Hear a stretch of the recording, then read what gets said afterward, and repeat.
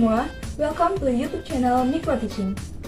Nah, jadi pada video pembahasan kali ini, kami akan mensimulasikan mengenai studi kasus dengan menggunakan model pembelajaran Problem Based Learning. Nah, jadi apa sih model pembelajaran Problem Based Learning itu? Kemudian, apa alasan kami menggunakan model pembelajaran tersebut? Serta media-media apa saja yang kami gunakan dalam mensimulasikannya? Nah, untuk penjelasan serta simulasinya akan kami jelaskan dan kami tampilkan pada video kali ini. Baiklah, saya akan menjelaskan apa itu model pembelajaran Problem Based Learning.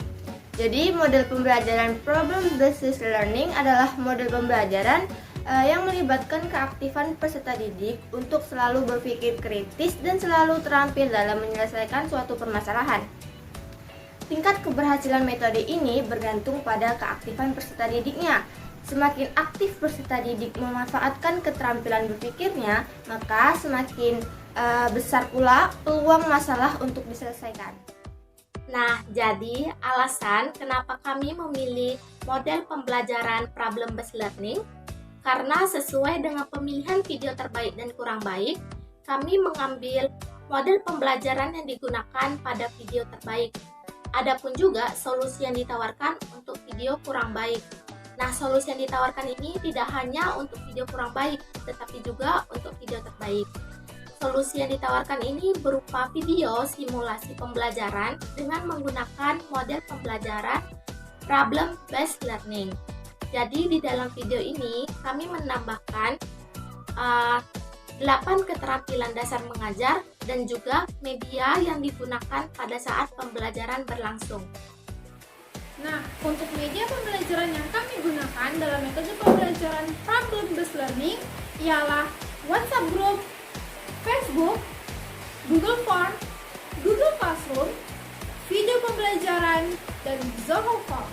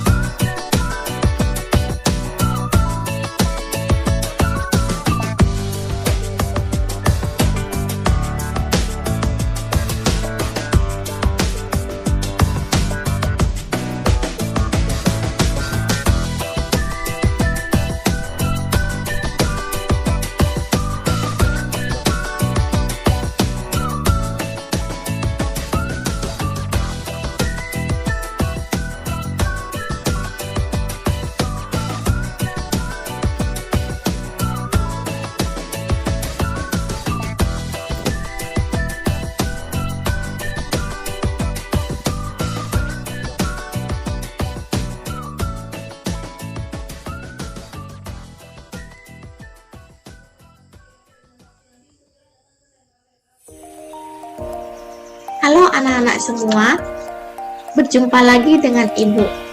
Bagaimana kabarnya hari ini? Semoga dalam keadaan sehat walafiat ya. Nah, pada video kali ini kita akan membahas mengenai materi baru, yaitu Teorema Pythagoras. Di video kali ini kita akan membahas mengenai apa itu Teorema Pythagoras, lalu pengertian dan rumus mengenai Teorema Pythagoras, contoh dalam kehidupan sehari-hari mengenai Teorema Pythagoras, serta kesimpulan atau ringkasan pada materi kita hari ini, yaitu mengenai Teorema Pythagoras. Oke, langsung saja kita mulai pembahasannya ya. Apa itu Teorema Pythagoras? Nah, sebelum menjawab pertanyaan tersebut, Ibu mulai dengan mengajak kalian untuk memperhatikan benda-benda berikut. Mungkin kalian cukup sering melihat benda seperti atap rumah, piramida di Mesir, tiang bendera, dan jembatan gantung. Kalau kita perhatikan lebih teliti, kesemua benda tersebut mengandung sebuah bidang geometri yang cukup familiar kan? Yap, segitiga siku-siku. Nah, ketika kita berbicara mengenai segitiga siku-siku ini, ada sebuah rumusan yang bekerja secara khusus pada bentuk atau benda yang memiliki bentuk seperti segitiga siku-siku. Namanya adalah teorema Pythagoras. Seperti namanya, teorema Pythagoras ini ditemukan oleh seorang ahli matematika yang bernama Pythagoras. Beliau lahir di Yunani sekitar tahun 570 sebelum Masehi.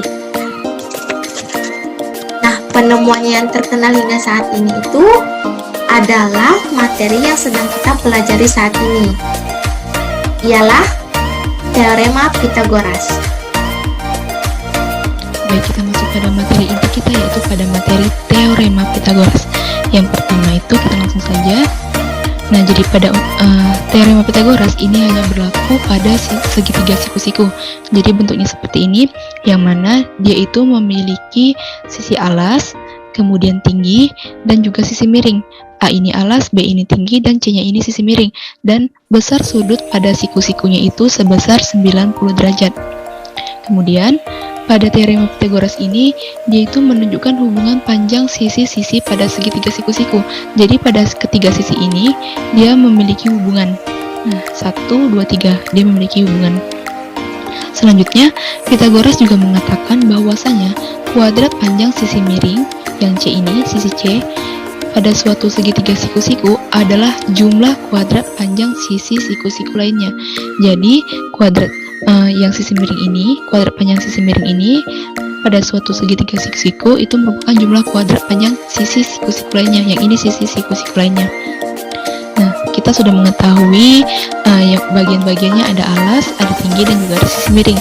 Selanjutnya kita langsung masuk kepada rumusnya. Nah, ini rumusnya ada 3. Jadi pada teorema Pythagoras kita memiliki 3 rumus, yang mana untuk masing-masing rumusnya kita masuk pada rumus yang pertama terlebih dahulu. Itu kita akan mencari jika yang ditanya ataupun jika kita ingin mencari sisi miring pada suatu sisi segitiga siku-siku. Nah, jika kita ingin mencari sisi miringnya C yang ini, maka kita akan menggunakan rumus C kuadrat sama dengan A kuadrat ditambah B kuadrat. Maksudnya, jadi yang C kuadrat sama dengan alas ditambah tingginya. Atau kita bisa menggunakan rumus C sama dengan akar dari A kuadrat ditambah B kuadrat. Nah, ini sama saja, bedanya yang ini kita memakai kuadrat sisi kirinya, yang ini kuadratnya kuadrat pada C-nya ini kita jadikan akar pada sisi kanannya. Itu tadi untuk mencari sisi miring.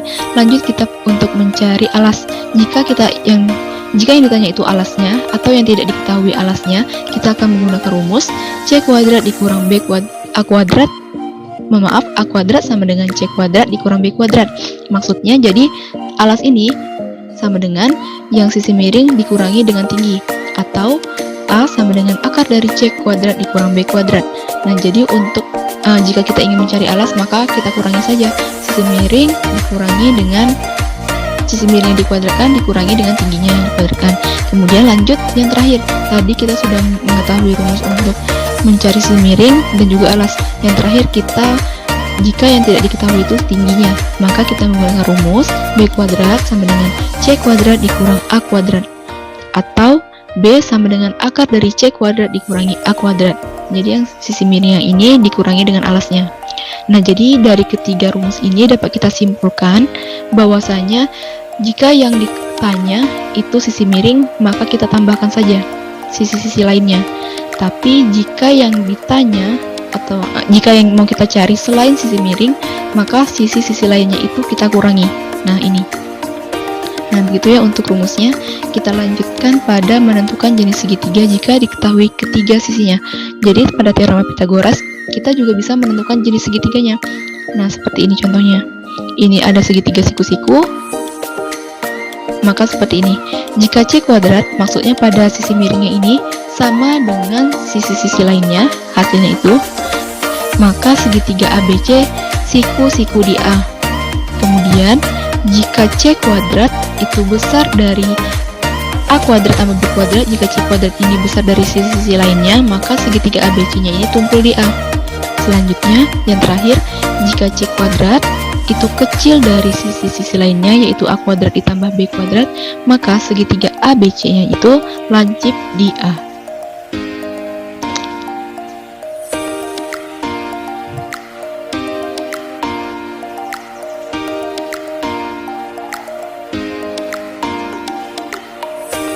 Nah, selanjutnya kita masuk ke contoh soal.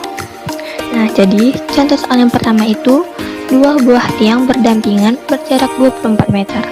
Jika tinggi tiang masing-masing adalah 22 meter dan 12 meter, hitunglah panjang kawat penghubung antara ujung tiang tersebut. Kita masuk ke penyelesaiannya. Nah, dari soal ini kita dapat gambarkan seperti ini, dimana diketahui tiang yang pertama itu 12 meter, tiang yang keduanya itu 22 meter, jaraknya 24 meter, dan yang ditanya itu panjang kawat penghubung antara ujung tiang, yaitu dari A ke B ini yang ditanya. Nah, untuk mencari AB ini kita dapat menggunakan rumus teorema Pythagoras, yaitu AB sama dengan akar AC kuadrat ditambah BC kuadrat. Nah, BC ini berapa? Kita bisa mencari BC ini dengan mengkurangkan tiang kedua ini dengan tiang pertama. Jadi 22 meter dikurang 12 meter, maka BC-nya itu 10 meter. Nah, sudah dapat BC-nya dan AC-nya. Langsung saja kita masukkan ke rumus teorema Pythagorasnya. Jadi 24 kuadrat ditambah 10 kuadrat sama dengan akar 576 ditambah 100 sama dengan akar 676. Akar 676 itu sama dengan 26. Nah, jadi panjang kawat penghubung antara ujung tiang tersebut ini, antara A ke B ini adalah 26 meter.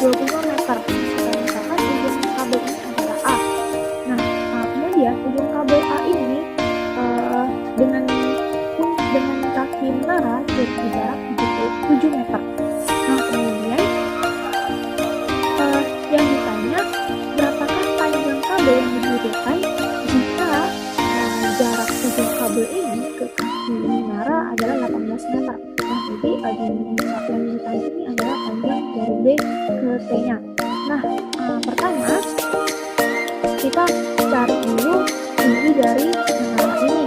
Nah, dengan rumusnya yaitu FT atau panjang menara dikuadratkan sama dengan TA kuadrat. TA kuadrat dikurang dengan AS kuadrat. Ini jarak dari ujung kabel ke satu menara. Nah, kemudian tadi kan diketahui bahwa TA ini adalah 25 meter. Nah, kemudian AF adalah 7 meter. Nah, kemudian juga untuk nyari tinggi dari menara ini adalah FT kuadrat sama dengan 25 kuadrat kurang 7 kuadrat. Nah, 25 dikuadrat itu sama dengan 625. Nah, 7 dikuadratkan sama dengan 49. Jadi kemudian FT kuadrat sama dengan 625 dikurang 49. 525 dikurang 49 sama dengan 576. Nah, kemudian untuk mencari FT,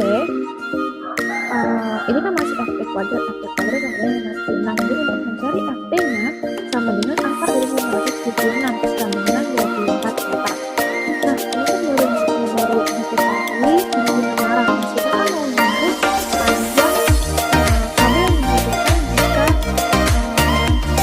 diketahui panjang dari ujung kabel ke kaki menara adalah 8 meter sama dengan panjang BT. Nah, dengan panjang BT ini kita dapat menggunakan rumus Pythagoras, yaitu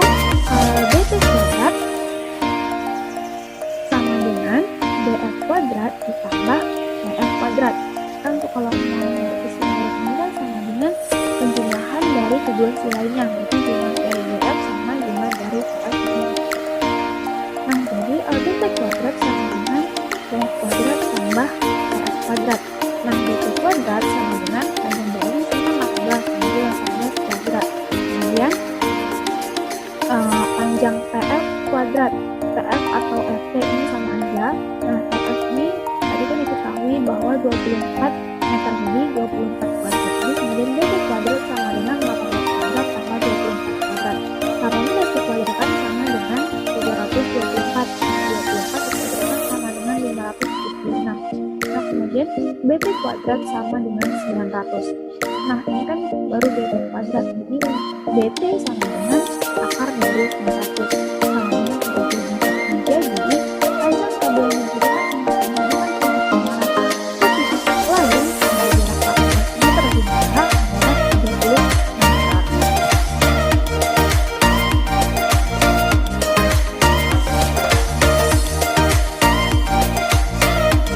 Nah, ada ringkasan atau kesimpulan mengenai materi kita hari ini, yaitu teorema Pitagoras.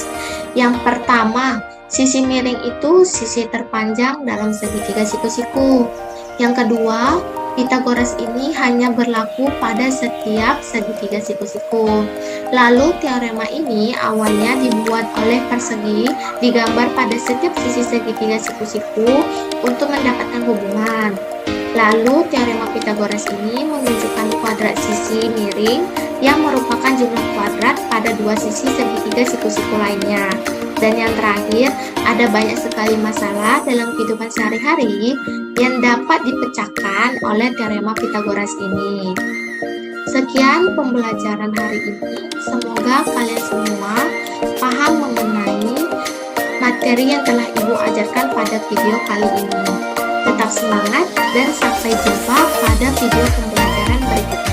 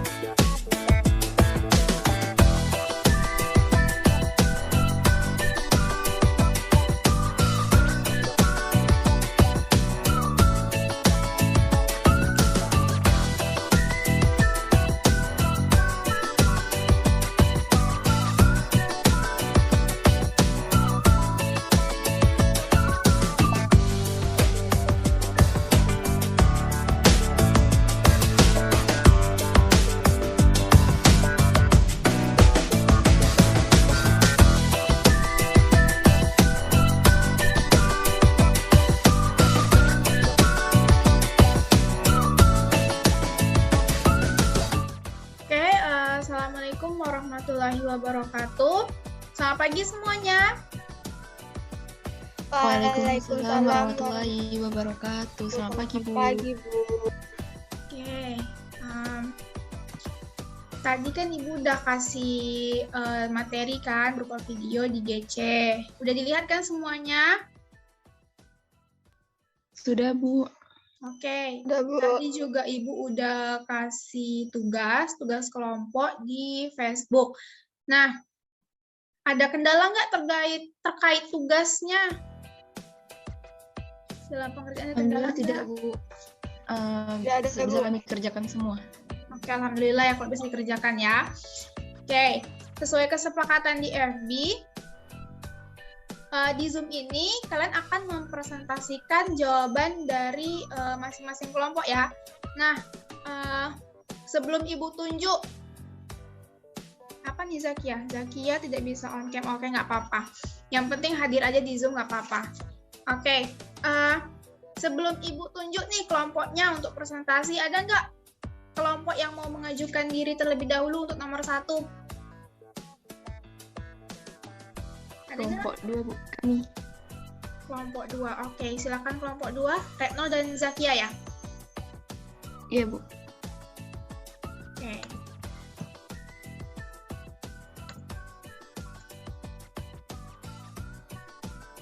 Apakah share screen-nya sudah kelihatan? Sudah, Bu. Oke, silakan kelompok 2. Oke, Bu. Baik. Bismillahirrahmanirrahim. Assalamualaikum warahmatullahi wabarakatuh.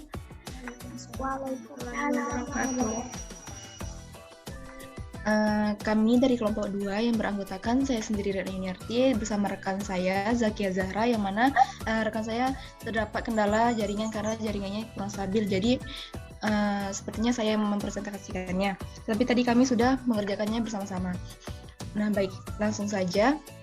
Di sini kami akan mempresentasikan soal nomor 1, yang mana bunyi soalnya itu, seorang anak mengangkat layang-layang dengan tali yang panjangnya 120 meter, maka diketahuinya itu panjang talinya 120 meter. Kemudian jarak antara kaki anak dengan tanah tepat di bawah layang-layang adalah 40 meter. Jadi jarak kaki dengan layang-layangnya itu 40 meter. Kemudian hitunglah tinggi layang-layang jika tinggi tangan yang memegang ujung tali adalah 1,2 meter. Nah, jadi tinggi tangan yang memegang ujung tali itu 1,2 meter. Langsung juga pada diketahui. Yang ditanya, tinggi layang-layang jika tinggi tangan yang memegang ujung tali adalah 1,2 meter di atas tanah. Nah, jadi yang ditanya itu tinggi layang-layangnya. Nah, jadi kami berdua membuat ilustrasi pada soal tadi seperti ini yang bisa kita lihat pada layar bersama. Jadi untuk apabila kita ilustrasikan seperti ini. Jadi untuk sisi miringnya itu 120 meter, sisi miringnya 120 meter. Kemudian pada segitiga ini alasnya ada alasnya sepanjang 40 meter. Kemudian yang ditanya tingginya. Nah, jadi kemudian kita ketahui juga tinggi tangan pegang itu tadi dari yang memegang ujung tali itu 1,2 meter. Maka karena yang ditanya tingginya, pertama karena yang T ini belum diketahui, maka bisa kita cari menggunakan rumus Pythagoras, yang mana rumusnya nanti akan kita kurangi. Jadi rumusnya itu T sama dengan akar dari 120 kuadrat dikurang 40 kuadrat. Jadi yang 120 kuadrat itu diperoleh dari sisi miring dikurangi dengan alas. Maka 120 kuadrat itu 14.400. Yang 40 kuadratnya ini 1.600, jika kita kurangi menghasilkan akar dari 12.800. Nah, akar dari 12.800 itu 113,1 meter. Nah, tapi kita masih baru T dari yang ini saja nih, dari layangan belum sampai ke tanahnya. Jadi jika kita ingin menghitung tinggi layang-layang dari yang tangan pemegang ujung tadi 1,2 meter, maka kita tambahkan menjadi yang 113,1 meter itu ditambahkan dengan 1,2 meter, hasil yang kita peroleh itu 114,3 meter. Jadi tinggi layang-layang jika tinggi tangan yang memegang ujung tali adalah 1,2 meter di atas tanah itu adalah 114,3 meter. Baik, itu sekian dari jawaban kami kembalikan kepada Ibu. Oke, baik. Terima kasih ya kepada kelompok 2. Nah, gimana kelompok 1? Apakah jawabannya sama dengan kelompok 2 atau ada yang berbeda? Sama, Bu, jawabannya. Oke. Oke, baik ya kalau sama. Nah, jadi untuk jawaban nomor 1 ini yang dibuat oleh kelompok 2 udah bener ya. Diketahui udah bener, terus dijawabnya juga udah bener, dan ilustrasi gambarnya juga udah bagus ya. Oke, jawabannya juga udah bener. Nah, oke, baik. Bagus ya untuk kelompok 2. Nah, lanjut untuk nomor 2. Silakan kelompok 1 ya. Baik, Bu.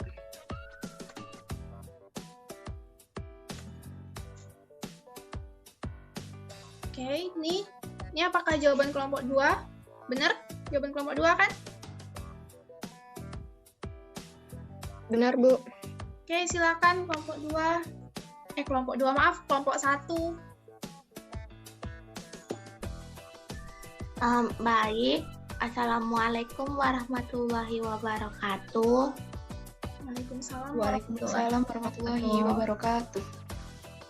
Kami dari kelompok 1 yang beranggotakan saya sendiri, Herdan Melia, bersama rekan saya, Septiana Maharani, ingin mempresentasikan soal nomor 2.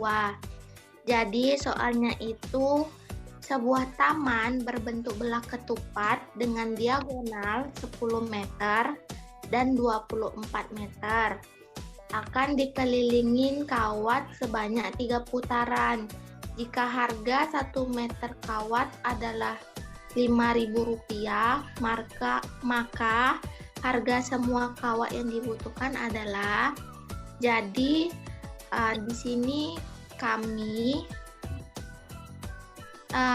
mengambil sebuah segitiga di dalam belah ketupat itu, segitiga ABO. Jadi sisi AO ini merupakan pembagian dari diagonal yang 10 meter. Jadi AO itu sama dengan 5 meter.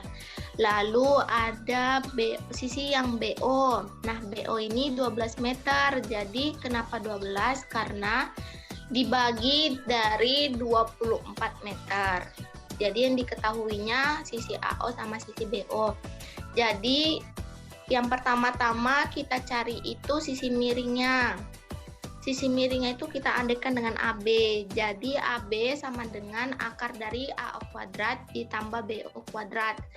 Jadi dimasukin angka yang udah diketahui tadi sama dengan akar dari 5 kuadrat ditambah 12 kuadrat. Sama dengan akar dari 25 ditambah 144 sama dengan akar dari 169.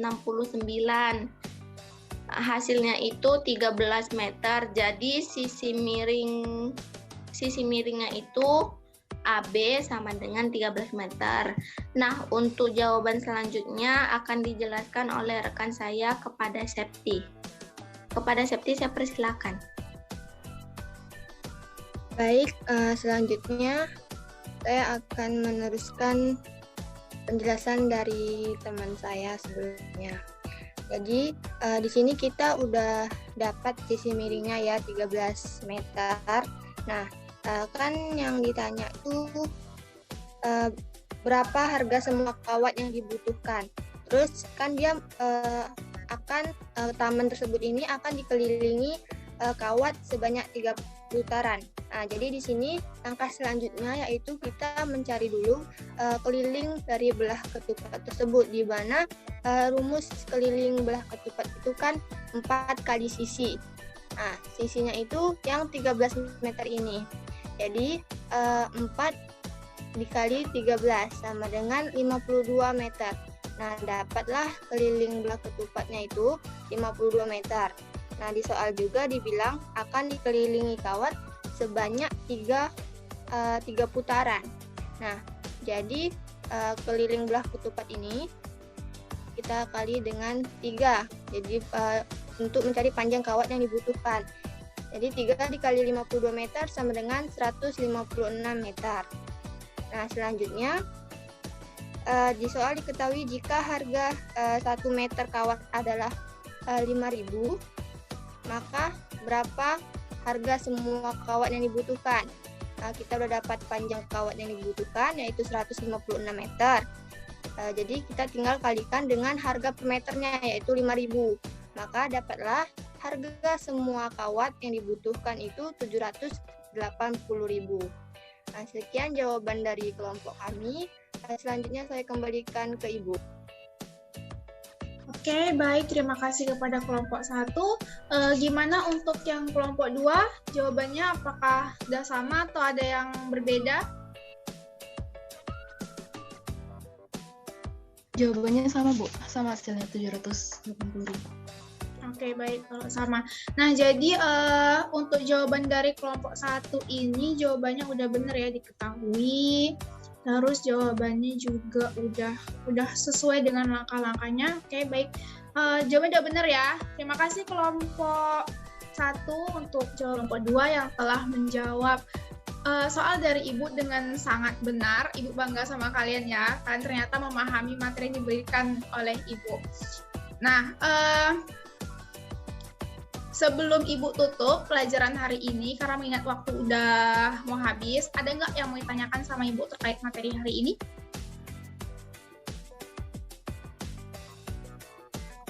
Sepertinya tidak ada, Bu. Alhamdulillah sudah paham. Ya, udah paham, alhamdulillah ya. Oke, pertemuan hari ini dapat Ibu simpulkan bahwa hari ini kita belajar mengenai teorema Pythagoras. Nah, teorema Pythagoras ini hanya bisa digunakan pada segitiga siku-siku. Nah, jadi misalkan kita mau nyari sisi miring, nah jadi sisi miring dikuadratkan sama dengan sisi tegak dikuadratkan ditambah dengan sisi alas dikuadratkan. Nah, jadi itu rumus dari teorema Pythagoras. Oke, sepertinya cukup sampai di sini aja pertemuan kita hari ini. Ibu tutup dengan wassalamualaikum warahmatullahi wabarakatuh. Sampai jumpa di pertemuan berikutnya. Waalaikumsalam warahmatullahi wabarakatuh. Terima kasih, Bu. Sama-sama. Ibu N kan ya? Baik, Bu. Ya, Bu.